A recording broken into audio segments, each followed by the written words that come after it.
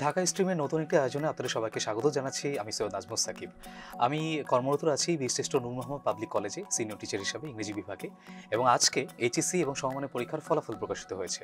পাশের হার 58.83%, এবং যেটাকে বলা হচ্ছে যে গত প্রায় দেড় যুগের মধ্যে অন্যতম কম একটি পাশের হার। এত কম পাশের হার কারণটা কি? পাশের হার কমে যাওয়ার পেছনে কি কি কারণ ভূমিকা রেখেছে? পাশের হারটাই কম নাকি পড়ালেখার হারটা কম, অর্থাৎ পড়ালেখা হেরে গেছে কিনা, এই ব্যাপার নিয়ে আজকে কথা বলবো। এবং এই ব্যাপারে কথা বলার জন্য আজকে আমার সাথে আছেন ঢাকা রেসিডেন্সিয়াল মডেল কলেজের সহকারী অধ্যাপক ডক্টর রুমান আফরোজ। কেমন আছেন? আলহামদুলিল্লাহ ভালো আছি। আমরা দুজনেই কলেজ থেকে আসা এবং কলেজে ফলাফল দেখে এসেছি, এবং শিক্ষক হিসেবে দুজনের অনুভূতি নিশ্চয়ই মিশ্র, ভালো খারাপ সবকিছু মিলে। কারণ আমরা দুজনেই সারা বছর আমার মনে হয় যে চেষ্টা করি সবসময় ভালো ফলাফলটাই হোক। সেই জায়গায় যখন একটু ফলাফল বিপর্যয় হয় বা অন্য ধরনের রেজাল্ট আসে, যেটা আমরা ভাবি তার চেয়ে একটু ভিন্ন রকম কিছু আসে, তখন স্বাভাবিকভাবে একটু অনুভূতিটা অন্যরকম হয়। তো আপনার কাছে কি মনে হয় যে এবার যে সামগ্রিকভাবে যে একটু পাশের হারটা কমে গেল অনেকাংশে, বা একদম 60%-এর নিচে চলে গিয়েছে, প্রধান কারণ কি কি বলে আপনি মনে করেন? এই ব্যাচটার জন্য বিশেষভাবে আমি বলব যে আসলে ওদের ফলাফল বিপর্যয়ের অনেকগুলো কারণ আছে। তার মধ্যে আমার কাছে আসলে দুটো কারণকে খুব বেশি আ গভীর মনে হয়েছে। সেটা হচ্ছে একটা হচ্ছে মোবাইল আসক্তি, আর আরেকটা হচ্ছে এই যে জুলাই আন্দোলনটা গেল, এটা। তো জুলাই আন্দোলনে যেটা হয়েছে, আহ, এই সময়টা আমরা আসলে সবাই এই জুলাই আন্দোলনের অংশীদার ছিলাম, এবং আমরা কিন্তু সবাই তখন খুব একাত্মতা দেখিয়েছি, খুব আবেগপ্রবণ ছিলাম। বাচ্চারাও ঠিক সেরকমই, তারাও খুব আবেগের সঙ্গে এখানে অংশগ্রহণ করেছে। আহ, কিন্তু এটা তাদের আসলে লেখাপড়ায় অনেক প্রভাব ফেলেছে, এবং দেখা গেছে যে এই সময়টা আহ, বাচ্চারা এই সময়ে যে অনুভূতিটা, এই অনুভূতিটা পরবর্তীতে তাদেরকে মানসিকভাবে এবং শারীরিকভাবে অনেক বিক্ষিপ্ত করেছে। অনেকেই অনেক রকম প্রবলেমে ভুগেছে।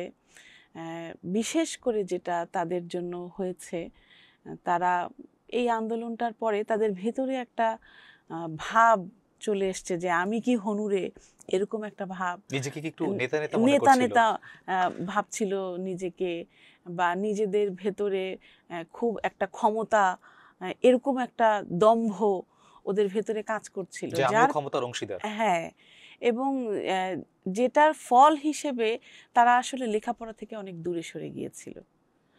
আর এই ব্যাচটা ওই সময়টা কিন্তু অনেক কলেজে ফার্স্ট ইয়ার ফাইনাল চলছিল। তো এই ফার্স্ট ইয়ার ফাইনালটা কিন্তু ওই সময় অনেক কলেজে বন্ধ হয়ে, অনেক না, প্রায় সব কলেজেই বন্ধ হয়ে গিয়েছিল।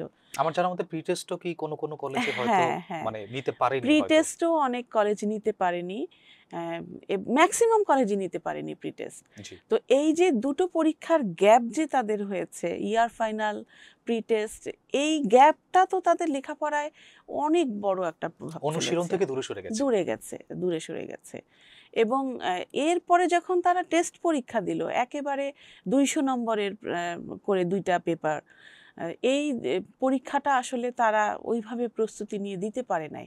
এবং তারপরে যখন এইচএসসি দিল, দেখা গেল যে আসলে তাদের যেই সময়টা পাওয়ার কথা ছিল সেই সময়টা তারা পায়নি। অবশ্যই। হ্যাঁ, এটা। আর এই বয়সের ছেলে মেয়েদের তো আসলে ওই টিকটক করা, রিলস তৈরি করা, এটার প্রবণতা তো ওদের খুব বেশি। তো দেখা যায় যে এইগুলোতে ওরা নিজেদেরকে অনেক বেশি ব্যস্ত রাখে। এগুলোতে ব্যস্ত রাখে, এই কথাটা যখন বলছেন, আমি সেক্ষেত্রে বলতে চাই এগুলোতে ব্যস্ত কিন্তু শুধুমাত্র তাদের বয়সী ছেলেমেয়েরা না, আমাদের বয়সী যারা আছে, আমাদের চেয়ে বেশি বয়সী যারা আছেন, তারাও কিন্তু আজকাল দেখছি যে এটার মধ্যে একদম নেশার মতো ঢুকে নেশার গেছেন। অর্থাৎ মতো এই ব্যাপারটা আসলে সবাইকেই কোনো না কোনোভাবে আক্রান্ত করছে। আক্রান্ত তো আপনার কি করছে। মনে হয় যে এই যে এটা আমরা যে করি, আমরা তো ভ্যালিডেশন পাওয়ার জন্যই করি, যে কেউ আমাকে পছন্দ করো করো হ্যাঁ, করো, আমাকে হ্যাঁ, লাইক হ্যাঁ। দাও দাও দাও এরকম। এটার কি এই কারণে? কারণ পরিবারের সদস্যদের কাছ থেকে আমরা ভ্যালিডেশন পাচ্ছি না বলে কি আমাদের কাছে মনে হয় যে আমার ভ্যালিডেশনটা অনলাইন থেকে পেতে হবে? হ্যাঁ, অবশ্যই। কারণ আমরা দেখা যাচ্ছে মা-বাবা বাচ্চাদেরকে সেভাবে সময় দিচ্ছে না। আমরা সেভাবে তাদেরকে অ্যাপ্রিশিয়েট করছি না। তাদের ভালো কাজগুলোকে আমরা ভাবছি যে না এটা তো করবেই বা এটা তো ওর করা উচিতই। তো টেকেন ফর গ্রান্টেড নিয়ে নিচ্ছি। হ্যাঁ, হ্যাঁ, হ্যাঁ। যার কারণে দেখা যাচ্ছে যে ওরা অনলাইনে অ্যাপ্রিসিয়েশন পাওয়ার চেষ্টা করছে। আরেকটা বিষয় হচ্ছে কি আসলে বাচ্চারা বলে যে তুমিও তো মোবাইল দেখছো। কিন্তু ওদেরকে তো ভাবতে হবে আমার বয়স আর ওর বয়স তো এক না। আমার তো এইচএসসি পরীক্ষা দিতে হবে না, কিন্তু ওকে তো পরীক্ষা দিতে হবে, ওকে পরীক্ষায় বসতে হবে, ওকে পড়ালেখা করতে হবে। আমি তো পড়ালেখার জায়গাটা অনেক আগে পার হয়ে এসেছি। আমার যে লেজার পিরিয়ড, ওর তো সেই লেজার পিরিয়ড পার করলে হবে না। ট্রু। ওকে, ওর এখন লেখাপড়া করার সময়, ওর এখন নিজেকে তৈরি করার সময়। কাজেই ওরা যদি আমাদের সঙ্গে নিজেদেরকে তুলনা করে, কম্পেয়ার করে, তাহলে তো এটা হবে না। আর মোবাইল আসক্তির কারণ আরেকটা আমার কাছে এটাও মনে হয় যে মোবাইল ছাড়া আসলে ওদের সুস্থ বিনোদনের জায়গাটা খুব কমে গেছে। কম। মানে খোলা মাঠ নেই, হুম। ভালো সংস্কৃতি চর্চা নিয়ে কোনো কথাবার্তা নেই। পড়ার বইয়ের বাইরে অন্য বই পড়া নিয়ে তাদের মধ্যে আমি খুব একটা দেখি না। ভালো একটা সিনেমা নিয়ে আলাপ দেখি না। এটাও কি আমার কাছে মনে হয় যে এক অর্থে মোবাইলের দিকেই তাদের আসক্তি শুধু বাড়াচ্ছে? তাই না, তুমি দেখবে যে এক জায়গায় ৪ জন বন্ধু বসে আছে, কিন্তু ৪ জনই মোবাইল দেখছে। কোনো কথা নাই। নিজেদের দিকে তাকাচ্ছে না। নিজেদের দিকে মানে নিজেরা যে অ্যা একটা আলাপ, গল্প বা বসে বসেও কিন্তু অনেক খেলা খেলা যায়, তাই হুম, না? হুম। ইনডোর গেমস আছে, জি, অনেক ইনডোর গেমস অবশ্যই। আছে। এখানেও তারা নাই। ওরা পাশাপাশি বসে আছে, কিন্তু মোবাইলে গেমস খেলছে। মোবাইলের ভেতরে ওদের কানেকশন। হয়তো ২ জনই একই গেমস খেলছে, কিন্তু মোবাইলের মাধ্যমে। তারা যে পাশাপাশি বসে একটা ইন্টারেকশন করবে, তাদের যে একটা পারস্পরিক আলোচনা, বন্ধুত্ব, আ এই জিনিসগুলো নাই। নাই। কোথাও গিয়েছে, দেখা যাচ্ছে সবাই মোবাইল দেখছে। ওই যে তুমি প্রকৃতিটা উপভোগ করবে বা আ তুমি সবার ফ্যামিলি মেম্বার্সদের সাথে সময় কাটানো, এগুলো এই বাচ্চাদের মধ্যে আসলে কমে গেছে, নাই। আরেকটা ব্যাপার কি আপনার মনে হয় কিনা যে গত বেশ অনেক বছর আমরা আ খাতা দেখার সময় আমাদের শিক্ষকদের বা যারা দেখেন তাদেরকে নির্দেশনা এরকম দেওয়া হয়েছে যে আ পাস করিয়ে দিবেন বা যদি ৭৪ বা ৭৬ পায় তারপরেও এ প্লাস পাইয়ে দিবেন এরকম কিছু একটা। সেই জায়গা থেকে এবার কি একটু কঠোরতা ছিল? কড়াকড়ি থাকার কারণেই কি এরকম? হ্যাঁ, এটাও আসলে একটা কারণ। কারণ হচ্ছে আম এবার আসলে আমাদেরকে কিন্তু বলে দেয়া হয়েছিল। আচ্ছা। ওপেন বলা ছিল যে এবার আ খাতা একটু কড়াকড়ি দেখা হবে, কিংবা খাতার যে মান, সেটা মানে তারা আসলে তাদের যে প্রাপ্য নম্বর সেটাই যেন তারা পায়, পায়। সেটা দেখতে হবে। এরকম একটা একদমই। নির্দেশনা ছিল। প্রাপ্যের বেশি যেন না পায়। হ্যাঁ, প্রাপ্তির বেশি যেন প্রাপ্তি যেন আসলে বেশি না না পায়। হ্যাঁ, পায়। জি। তো এটাও আসলে একটা কারণ। এটাও একটা ব্যাপার। হ্যাঁ। সেই ব্যাপারে সেখান থেকে আরেকটা ব্যাপার আমার কাছে মনে হয় যে আ খাতা দেখার জন্য যেই পরিমাণ খাতা দেওয়া হয় বা যে সময়টা দেওয়া হয়, সেটা কি কোথাও গিয়ে আপনার কাছে মনে হয় যে এগুলো শিক্ষকের উপরও কি একটা চাপ হিসেবে দাঁড়ায় কিনা? অবশ্যই। কারণ আমার কাছে মনে হয় যে যেই পরিমাণ খাতা একজন শিক্ষককে দেখতে দেয়া হয়, সেই পর্যাপ্ত সময়টা তাদেরকে দেয়া হয় না। আমার জানা মতে ২ সপ্তাহে প্রায় ৩০০ র মতো এরকম খাতা থাকে। থাকে। তো উম এই তারপর দেখা যায় যে অনেকে আরো বেশি খাতা পান বা নেন। অ্যা এই পরিমাণ খাতা আসলে আমার কাছে মনে হয় যে ২ সপ্তাহে দেখা কষ্ট। দেখা অসম্ভব সেটা আমি বলছি না। কিন্তু একজন টিচার, তিনি তার জবটা করে, ফ্যামিলি মেইনটেইন করে এই খাতাগুলো এইভাবে নির্দিষ্ট সময়ে কমপ্লিট করা খুব কঠিন। এক্ষেত্রে শিক্ষকের মানসিক অবস্থা আমার কাছে মনে হয় যে একটা আ প্রধান নিয়ামক হিসেবে দাঁড়ায়। কারণ উনার মন কখন ভালো, আবার উনার মন খারাপ কিনা সেই অবস্থা নিয়ে খাতা দেখছেন কিনা সেটাও না, কি অনেক আসলে সময় শিক্ষক হিসেবে এটা আমরা হয়তো ভাবি। হুম, অনেকেই অভিভাবকরা মনে করেন বা বাচ্চারাও বলেন, হুম। হ্যাঁ, টিচারের যখন মন ভালো ছিল হয়তো বেশি নম্বর হ্যাঁ, দিয়েছে, অনেকে বলে খারাপ থাকেন। দিয়েছে। কিন্তু আসলে আমি মনে করি না যে বিষয়টা এরকম। আ শিক্ষক তো আসলে শিক্ষকই। তিনি যখন খাতা দেখছেন, তখন তিনি একটা দায়িত্ব নিয়েই খাতা ট্রু। দেখছেন।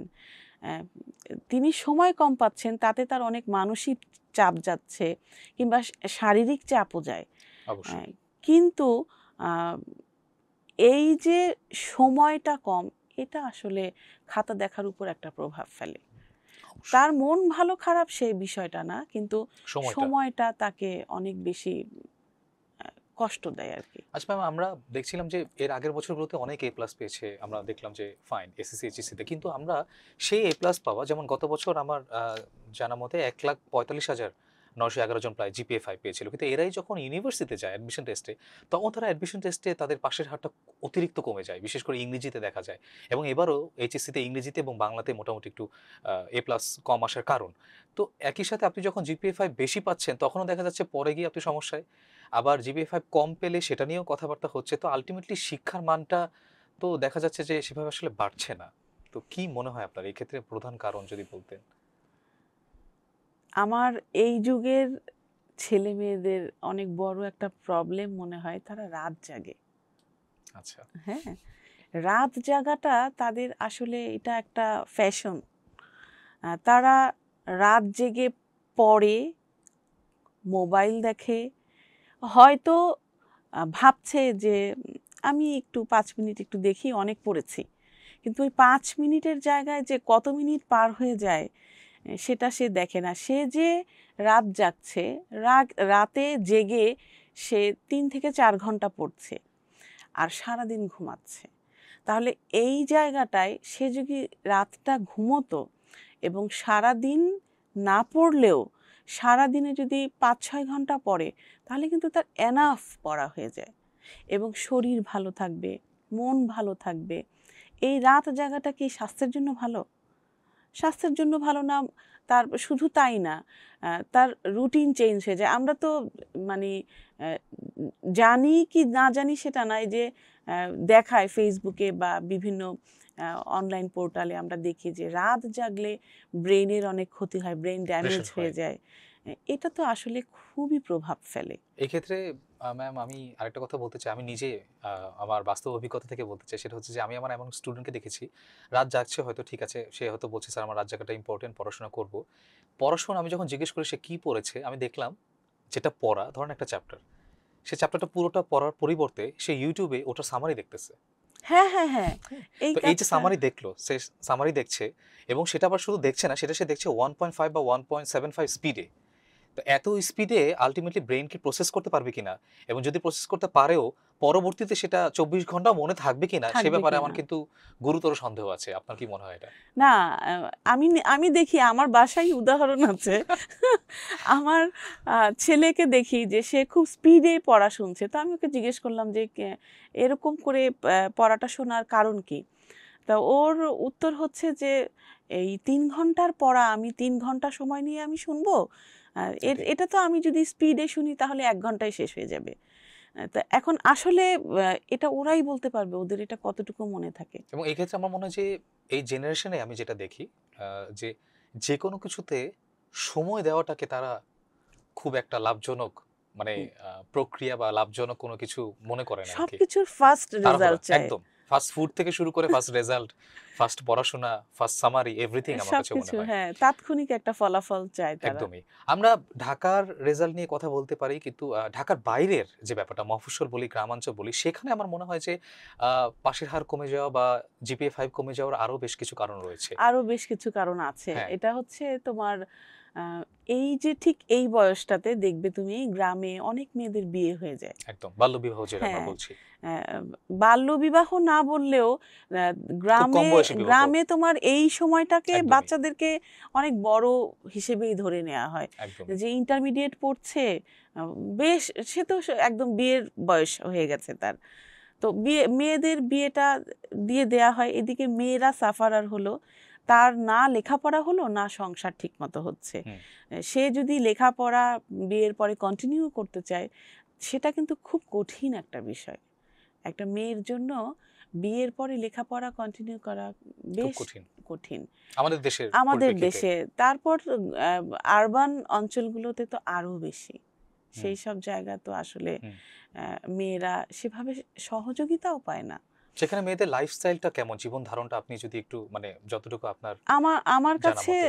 মানে আমি যেটা দেখেছি যে ওরা আসলে বিয়ের পরে পড়তে চাইলেও প্রাইভেট অ্যাট লিস্ট পড়তে পারে না। হুম।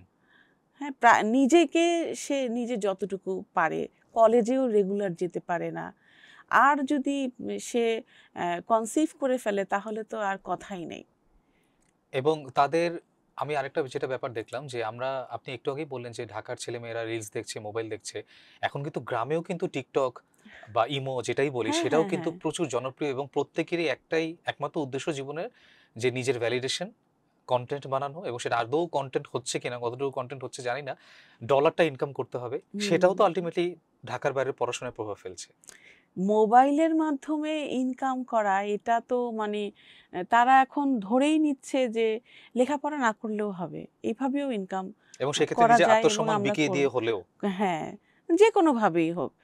আর আরো একটা ব্যাপার আছে, এই যে বিদেশে যাওয়ার একটা প্রবণতা আছে ছেলেদের মধ্যে বিশেষ করে। ছেলেদের মধ্যে, ছেলেরাই যায়। হুম, তোমার এই বয়সটা দেখবা যে ধরো খুব বেশি লেখাপড়ায় ভালো না বা মনোযোগ নাই, লেখাপড়া করছে না, তো ওরা ওই যে শ্রমিক শ্রেণীর যে কাজগুলো, সেই কাজগুলো তারা প্রেফার করে এবং মা বাবা তাদেরকে পাঠিয়ে দেওয়ার জন্য খুব উন্মুখ থাকে।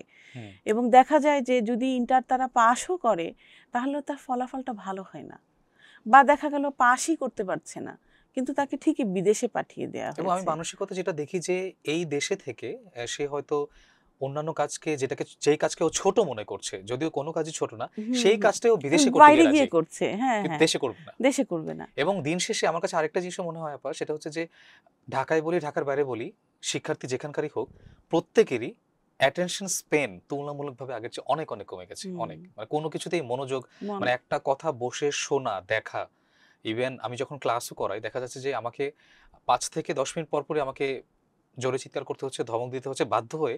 কারণ সে বাইরে হয় তাকিয়ে আছে বা পাশের একজনকে কোনো কিছুতে খোঁচা দিচ্ছে, কথা না, বলতেই আছে। তুমি দেখবে যে সে তোমার দিকেই তাকিয়ে আছে। এরকমও হচ্ছে, কিন্তু হ্যাঁ। তুমি যখন প্রশ্ন করছো সে উত্তর দিতে পারছে না।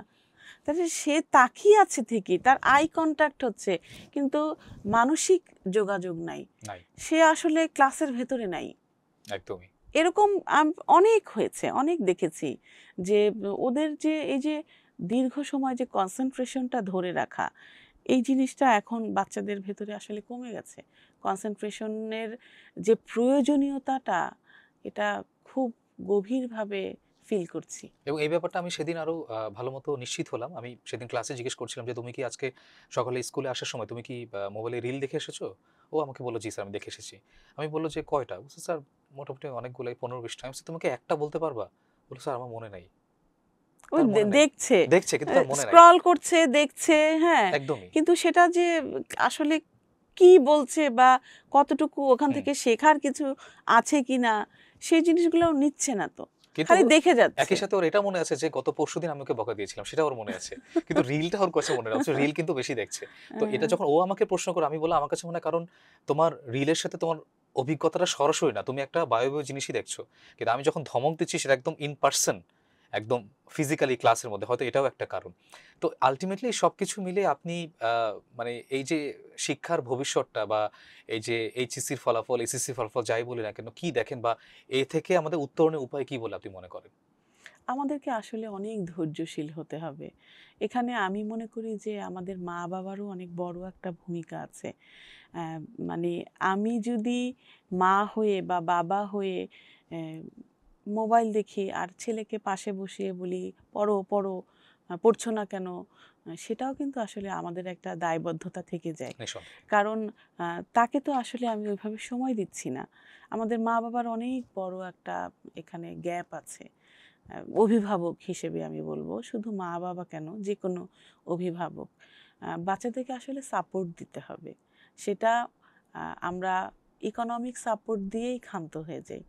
আমাদেরকে আসলে মেন্টাল সাপোর্ট দিতে হবে। যেটা আমরা সবচেয়ে কম দিই আমার মনে যেটা হয়। আমরা এখন আসলে অনেক কম দিচ্ছি। বাচ্চারা যেমন মোবাইলের প্রতি আসক্ত হয়ে গেছে, আমরাও কিন্তু অনেক তাদেরকে সময় কম দিচ্ছি। এই সময়টা তাদেরকে দিতে হবে। এখানে আমাদের অনেক বড় একটা কাজ আছে। আরেকটা জিনিস হচ্ছে যেটা, যে এই করোনার পরে যে আমরা ডিভাইসটা বাচ্চাদের হাতে তুলে দিয়েছি, এই ডিভাইসটা দেখা যায় যে একটা বাচ্চা কিন্তু মোবাইল দেখতে পারে, সেখানে যদি ক্রিয়েটিভ কিছু সে দেখে, শেখা যায়, জানা যায়, অবশ্যই এরকম কিছু যদি অনলাইন সে লার্নিং তো দেখে। অনেক চমৎকার একটা ব্যাপার হয়ে গেছে এখন, হ্যাঁ, অবশ্যই। কিন্তু ওরা তো আসলে সেটা দেখে না, হাবিজাবি দেখতে থাকে।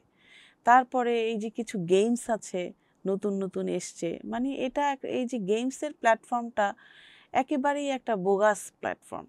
এখানে দেখা যাচ্ছে যে ছোট্ট শিশু থেকে শুরু করে ইউনিভার্সিটির বাচ্চারাও দেখা যাচ্ছে যে এই গেমসগুলোতে পাবজি, এই পাবজিটা আমার কাছে মনে হয় যে বাংলাদেশে ব্যান্ড করে দেওয়া উচিত। এটা যদি ব্যান্ড করে দেওয়া যেত তাহলে অনেক ভালো আমার হতো। কাছে এর চেয়েও ক্ষতিকর যেটা মনে হয় সেটা হচ্ছে যে আমি যখন কিছু গেমসে দেখি প্রচন্ড পরিমাণে ভায়োলেন্স, হ্যাঁ হ্যাঁ এবং হ্যাঁ, যেটা একটা ক্লাস 5 এর 6 এর ছেলে এবং তার কাছে মানে মানুষ মেরে ফেলা, যদিও গেমসেই মারছে, তার কাছে মনে হচ্ছে যে এটা খুব কিছু মনে কিছু হয় কোনো না। ব্যাপার না। হ্যাঁ, এবং খুব আগ্রহ নিয়ে সে এই গেমসটা খেলে। একদমই অনেক অস্ত্রের নাম তারা জানে। মুখস্থ, এবং হ্যাঁ, নতুন নতুন উপায়ে কিভাবে মানুষকে আহত বা নিহত করা যায় এই ব্যাপারে কিভাবে সে কোন সিদ্ধহস্ত। কৌশলে মারা যায়, মানে এই যে মানে মোবাইলের মাধ্যমে মৃত্যুটা, এই মৃত্যুর আহ, যে কষ্ট, সেই কষ্ট তো তারা আসলে ফিল করে না। একদমই এই জিনিসটা ওদের কাছে একদম মনে হয় যে কি একটা, এটা কোনো ব্যাপারই না, ওকে। নিজেরা মেরে ফেলছে, একটা মানুষকে মেরে ফেলছে, এটা যে কতটা একটা ভয়ঙ্কর বিষয়, সেটাই। এটা ওরা ফিল এবং করে ওই না। সময়ের জন্য ওই গেমসের মধ্যে সে নিজেকে খুব পাওয়ারফুল কোনো একজন কিছু মনে হ্যাঁ, করছে। এই হিংস্রতাটা ভেতরে ঢুকে যাচ্ছে। সেটাই। এই জিনিসগুলো তো আমার আসলে কাছে আপা এটাও মনে হয় যে পাসের হার কমছে, বা আমি আশা করব যে এই রেজাল্ট দেখেই যেন অভিভাবকরা অনেক বেশি রাগান্বিত না হয়ে যান। তারা যেন একটু হলেও সহানুভূতিশীল হন, তারা যেন একটু হলেও সহনশীল হন, এবং একই সাথে তাদেরও আমার কাছে মনে হয় এটা বোঝা দরকার যে এইচএসসি রেজাল্টটাই আলটিমেটলি দিন শেষে সব না। এরপর না। অ্যাডমিশন টেস্ট আছে। আমার নিজেরও এইচএসসি রেজাল্ট খুব একটা ভালো ছিল না, সেখান থেকে আমি আজকে নিজে শিক্ষক, যেটা আমার কাছে নিজেরই মানে বিশ্বাস করতে খুব কষ্ট হয়। আমার কাছে মনে হয় এর পাশাপাশি বাচ্চাদের স্কিল শেখানোটাও খুব দরকার। হ্যাঁ, আলটিমেটলি দিন শেষে যে আমি মনে করি না যে প্রত্যেককেই, মানে এটা আমার সম্পূর্ণ ব্যক্তিগত ধারণা, প্রত্যেককেই যে ইউনিভার্সিটিতে পড়তে হবে, প্রত্যেকেই মানে এই ছকে বাঁধা এটাই পড়তে হবে, এটা আমি মনে করি না। আমি মনে করি যে পড়াশোনার এখন অনেক ধরনের ধারা আছে। ইভেন কারো যদি মনে হয় যে আমি পড়াশোনা করার চেয়ে আমি কৃষিকাজ করব, আমি নতুন একটা ইনোভেশন করব, আমি এন্টারপ্রেনার হব, আমার কাছে মনে হয় সেই ব্যাপারগুলো বাচ্চাদের শেখানো খুব দরকার। ইভেন আমি এটাও মনে করি স্কুলের শেষ থেকে বা কলেজ থেকে মানি ম্যানেজমেন্ট ব্যাপার-স্যাপার এগুলো আমার কাছে মনে হয় বাচ্চাদের শেখানো দরকার আছে, যেগুলো আমরা খুব একটা শেখাই না। ইভেন আমার সবচেয়ে সবচেয়ে খারাপ যেটা লাগে, অনেক সময় ইন্টার পাস করে ফেলেছে বা কলেজ বা ইউনিভার্সিটি শেষ করে ফেলেছে, কিন্তু লাইফের কিছু বেসিক স্কিল, রান্না বা সাঁতার, এগুলো আমরা জানি না এবং এগুলো নিয়ে আমরা কথা বলি না। আমার কাছে মনে হয় সেগুলো মানে কথা বলার সময় এসেছে আমাদের। সময় কারণ এসেছে। শিক্ষা আলটিমেটলি এটাও তো একটা শিক্ষা। তো সবকিছুই তো আমরা শেষ পর্যায়ে চলে এসেছি। শেষ করার আগে যদি আপা এক লাইনে কিছু যদি একটা বলেন সামারি আপনি।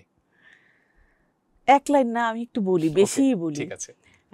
বাচ্চাদের জন্য বলবো বিশেষ করে যে ওই থ্রি ইডিয়টস সিনেমার কথাটা, হুম, যেটা যে তোমার যা ইচ্ছা হতে হয়, তুমি মন চায় তুমি হও, কিন্তু সেটা অবশ্যই ভালো কিছু। হুম, আর এটাই শেষ না, একদম। অনেক দূর যেতে হবে, হ্যাঁ, জীবন তাই মাত্র না? শুরু। হ্যাঁ, মাত্র শুরু। সামনে সবচেয়ে প্রথম যেটা সামনে এখন আছে অ্যাডমিশন টেস্ট, জি, এখানে একটা ভালো কিছু করতে হবে, তোমাকে একটা ভালো জায়গায় গিয়ে দাঁড়াতে হবে।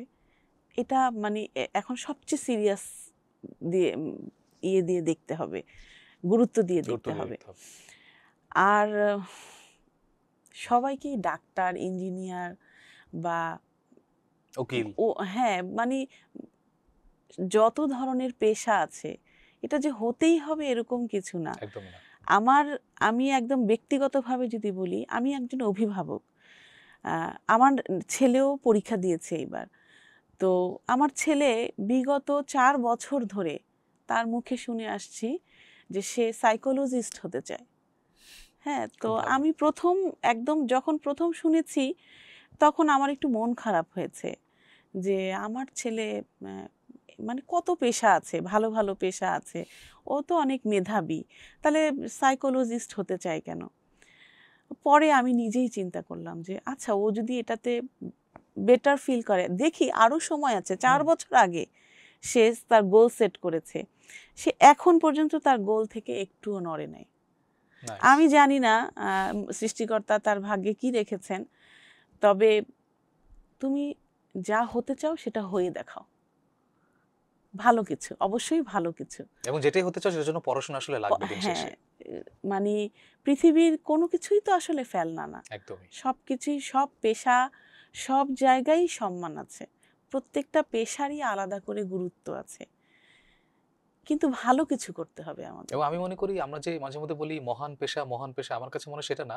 মানে কোনো ব্যক্তি আমার কাছে মনে হয় পেশাটাকে মহান করে তোলে আসলে। ব্যক্তির আসলেই কাজটা। ওই একদম। মহান পেশা আমরা না বলে হ্যাঁ, মানে ব্যক্তি আমার কাছে মনে হয় পেশাটাকে মহান করে হ্যাঁ, তোলে। হ্যাঁ, তো আপনাকে একদম। অনেক ধন্যবাদ আমাদেরকে সময় দেওয়ার জন্য, এবং আমার কাছে মনে হয় যে একটা চমৎকার আলোচনা আমরা করলাম। আমরা বেশিরভাগ পয়েন্ট নিয়ে আলোচনা করলাম। আশা করি আমরা এই সব আলোচনা থেকে যাদের শিক্ষা নেওয়ার তারা শিক্ষা নেব। আর শিক্ষা না নিলেও ক্ষতি নেই। যারা শুনবেন তারা আশা করি একটু হলেও তাদের মস্তিষ্কে যদি একটু আলোড়ন তুলতে পারি আমরা, আমার কাছে মনে হয় সেটাই অনেক বড় ব্যাপার। তো দর্শক, এই ছিল আজকে আমাদের আলোচনা, এবং আমরা আলাপ করেছি যে এইচএসসি এবং সমমানের পরীক্ষার ফলাফল নিয়ে, পাশের হার কমে যাওয়ার কারণ এবং সম্ভাব্য কারণগুলো নিয়ে, এবং এসব এড়াতে আমরা কি করতে পারি। আমার কাছে মনে হয় আমরা প্রত্যেকেই এর পেছনে আমাদের দায়িত্ব রয়েছে, এবং সেই দায়িত্বগুলো আমরা যদি ঠিকঠাক মতো পালন করতে পারি সেক্ষেত্রে আমরা সামনের দিনের ফলাফল আরও ভালো করতে পারবো। তবে আমার কাছে মনে হয় দিন শেষে পড়াশোনাটা একটু কঠিন হওয়া দরকার আছে, কারণ অতি সহজে আপনি যখন কিছু পেয়ে যান সেটার প্রতি আপনার যে অনুভূতি খুব একটা থাকে না, এবং সেটাকে আপনি তুচ্ছ করেন বা অবহেলা করেন। আর যেটা আপনি কষ্টের মাধ্যমে পান সেটার প্রতি আপনার ভালোবাসাটাও একটু বেশি থাকে। তো আশা করবো আমাদের শিক্ষার্থীরা এখান থেকে শিক্ষা নেবে, তাদের পরিশ্রম বাড়াবে, পড়াশোনার প্রতি তাদের মনোযোগ বাড়াবে, এবং যেটাই করুক না কেন সেটা তাদের বেস্ট এফোর্ট দিয়ে করবে। তো সবাইকে শুভেচ্ছা। আপনাদের যে কোনো মন্তব্য আমাদের জানাতে পারেন ঢাকা স্ট্রিমের পেজে, এবং আপনারা জানাতে পারেন আমাদের এই এপিসোড আপনাদের কেমন লাগলো। আজকের মতো বিদায় নিচ্ছি, সবাইকে শুভেচ্ছা।